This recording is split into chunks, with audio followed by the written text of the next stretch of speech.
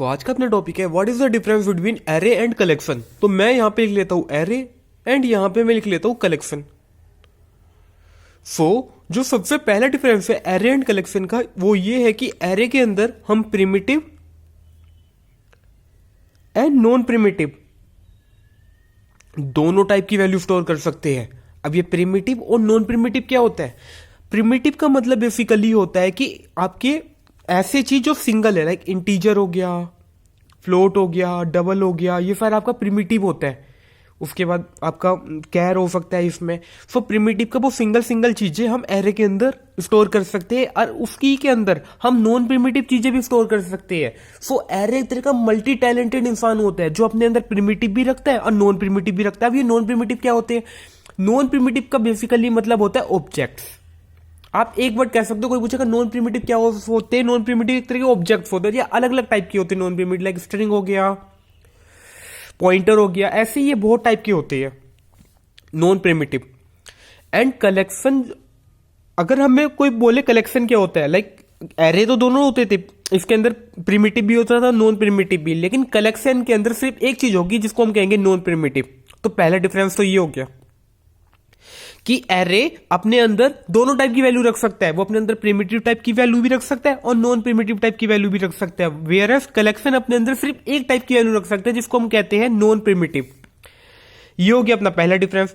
दूसरा अपना डिफरेंस है कि एरे के अंदर हम सिर्फ होमोजीनियस वैल्यू रख सकते हैं।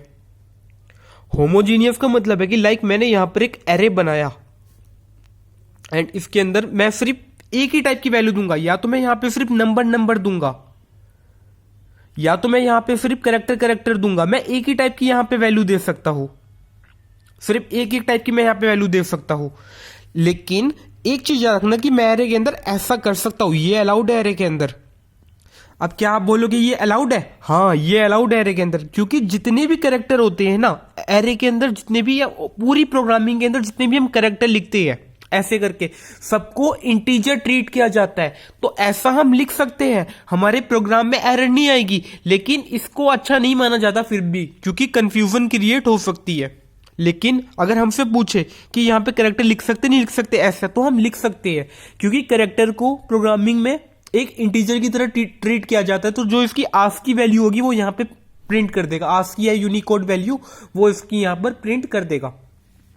वेयरएस जो कलेक्शन होता है ये हेट्रोजीनियस होता है। हेट्रोजीनियस का मतलब होता है कि अगर मैंने यहां पर कुछ बनाया, मैंने यहां पे चलो एक एरे लिस्ट बनाई। अब कलेक्शन अपने पास बहुत टाइप के होते हैं, लाइक एरे लिस्ट हो गया, लिंक लिस्ट हो गया, ऐसे ही ये बहुत टाइप के अपने पास कलेक्शन होते हैं। सेट हो गया, ग्राफ हो गया। सो ऐसे ही अपने पास बहुत टाइप के कलेक्शन होते हैं। सो कलेक्शन एक तरह का हेट्रोजीनियस होता है, लाइक इसके अंदर हम एक मल्टीपल टाइप की वैल्यू स्टोर कर सकते हैं, जो इसकी डिसएडवांटेज थी। लाइक हम यहाँ पे सिर्फ नंबर है तो नंबर स्टोर कर रहे हैं, यहाँ पे कैरेक्टर है तो कैरेक्टर स्टोर कर रही है। लेकिन यहाँ पे हम हेट्रोजीनियस स्टोर करें। अब कैसे? चलो पहले मैं यहाँ पर एक एरे लिस्ट बना लेता हूं। तो उसके लिए मैं यहाँ पे लिखता हूं पहले एरे लिस्ट, उसके बाद एक यहाँ पे वेरिएबल का नाम मैंने एल दे दिया। अब एरे लिस्ट के बाद यहाँ पे आपको एक जेनरिक यहाँ पे डिफाइन करना चाहिए। जेनरिक इफ लाइक यहाँ पे आप जो यूज कर रहे हो, लाइक मैं स्ट्रिंग यूज कर रहे हो तो यहाँ पे आपको स्ट्रिंग यूज करना चाहिए। एक जेनरिक आपको यहाँ पे डिफाइन करना चाहिए, या आप ये भी डिफाइन कर सकते हो इंटीजर एल, उसके बाद न्यू, उसके बाद एरे लिस्ट। अगर उसके बाद आपको किसी को भी यूज करने हैं तो आप ऐसे लिख सकते हो al.add obj2 object2, कुछ भी आप लिख सकते हो, या al.add to al.add z।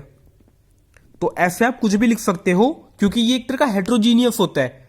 आप इसमें डिफरेंट डाटा दे सकते हो, लेकिन इसमें आप सिर्फ एक टाइप का ही डाटा दोगे। तो ये हुआ इसका दूसरा डिफरेंस।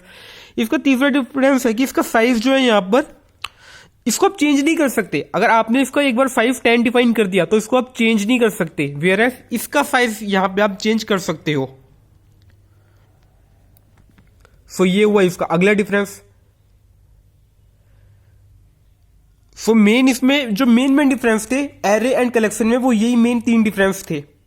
एंड एक पॉइंट आप और लिख सकते हो कि एरे में जितनी भी ये सारी चीजें बनेगी 10, 20, 30, 40, ये एक तरह का प्रिमिटिव भी उसका कंसीडर किया जाएगा। लाइक ये इंटीजर है तो ये इंटीजर ही बनेगा, लेकिन जो यहां पे बनेगा आपका, ये आपका अगर इंटीजर आप लिख रहे हो यहां पर, तो ये आपका इंटीजर नहीं बनेगा।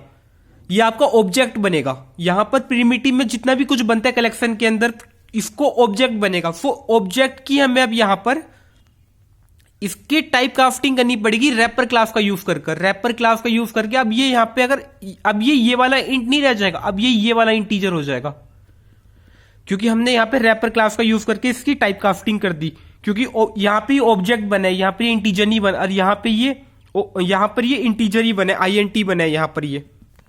सो यहां पे हम इसकी मतलब टाइप कास्टिंग करते हैं, एंड हम इसके साथ जेनेरिक भी डिफाइन करते हैं, लाइक हमने जैसे यहां पे किया था जेनेरिक डिफाइन। सो ये होता है main difference array and link list का। Thank you.